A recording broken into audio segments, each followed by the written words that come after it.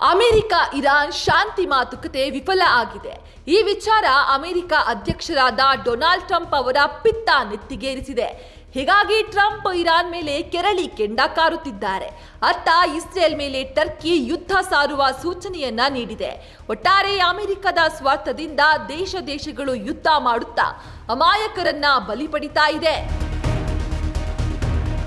ಹಾರ್ಮುಜ್ ನಾವೇ ಬಂದ್ ಮಾಡ್ತೀವಿ. ಅಮೆರಿಕದ ಬೇಡಿಕೆಗೆ ಇರಾನ್ ಒಪ್ಪದೇ ಇರೋದ್ರಿಂದ ಟ್ರಂಪ್ ಇರಾನ್ಗೆ ತಿರುಗೇಟು ನೀಡಲು ಸಜ್ಜಾಗಿದ್ದಾರೆ.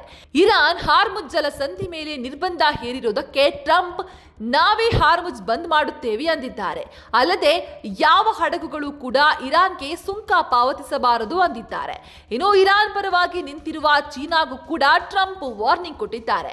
ನೀವೇನಾದ್ರೂ ಇರಾನ್ಗೆ ಶಸ್ತ್ರಾಸ್ತ್ರವನ್ನ ಪೂರೈಸಿದ್ರೆ 50% ಸುಂಕ ವಿಧಿಸುವುದಾಗಿ ಎಚ್ಚರಿಕೆ ನೀಡಿದ್ದಾರೆ.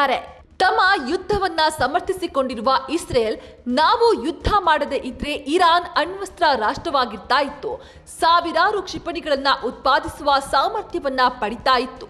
ಈ ಕಾರಣಕ್ಕಾಗಿಯೇ ಯುದ್ಧ ಮಾಡಿದ್ದು ಅಂತ ಇಸ್ರೇಲ್ ಪ್ರಧಾನಿ ಬೆಂಜಮಿನ್ ನೇತನ್ಯಾಹು ಹೇಳಿದ್ದಾರೆ. ಇಸ್ರೇಲ್ಗೆ ಟರ್ಕಿ ಬೆದರಿಕೆ. ಇಸ್ರೇಲ್ ಇರಾನ್ ಮೇಲೆ ನಡೆಸುತ್ತಿರುವ ಯುದ್ಧವನ್ನ ಟರ್ಕಿ ದೇಶ ಖಂಡಿಸಿದೆ. ಇರಾನ್ ಅಮೆರಿಕದ ಮಧ್ಯೆ ಪಾಕ್ ಬರದೇ ಇದ್ದಿದ್ರೆ ಇಸ್ರೇಲ್ಗೆ ಅದರ ಸ್ಥಾನವನ್ನ ತೋರಿಸ್ತಾ ಇದ್ವು. ಲಿಬಿಯಾ ರಾಬಾಕ್ ಪ್ರವೇಶಿಸಿದ ರೀತಿಯಲ್ಲಿಯೇ ಇಸ್ರೇಲ್ ಅನ್ನು ಕೂಡ ಪ್ರವೇಶ ಮಾಡ್ತಾ ಇದ್ವು. ಹಾಗೂ ಇಸ್ರೇಲ್ ಅನ್ನ ಆಕ್ರಮಿಸುವುದಾಗಿ ಟರ್ಕಿ ಅಧ್ಯಕ್ಷ ರಿಸೆಪ್ ತಯ್ಯಿಪ್ ಎರ್ಡೋಗನ್ ಬೆದರಿಕೆ ಹಾಕಿದ್ದಾರೆ. ಒಟ್ಟಾರೆ ಪ್ರಸ್ತುತ ಪರಿಸ್ಥಿತಿ ಶಾಂತಿಯ ಬದಲು ಯುದ್ಧದ ಕರಿಛಾಯೆಯನ್ನ ದಟ್ಟವಾಗಿಸಿದೆ. ಇದೇ ರೀತಿ ರಾಷ್ಟ್ರಗಳು ಪರಸ್ಪರ ಯುದ್ಧೋನ್ಮಾದದಿಂದ ಹೂಕರಿಸಿದ್ರೆ 3ನೇ ಮಹಾಯುದ್ಧ ನಡೆಯುವ ಸಾಧ್ಯತೆಗಳು ಹೆಚ್ಚಿವೆ.